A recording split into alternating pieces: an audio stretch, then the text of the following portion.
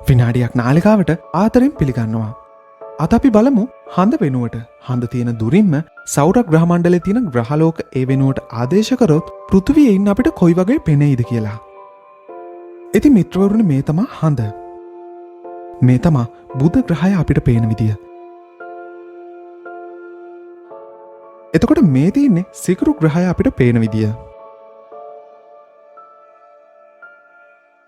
පෘථිවිය හඳ තියෙන තැනම තිබ්බොත් කොයි වගේ පෙනෙයිද?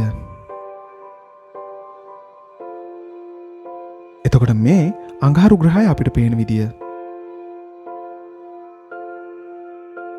මේ තමයි විශාලම ග්‍රහලෝකයේ විදියට සැලකෙන බ්‍රහස්පති අපිට පේන විදිය. එතකොට සෙනසුරු අපිට පේන්නේ මෙන්න මේ විදියට.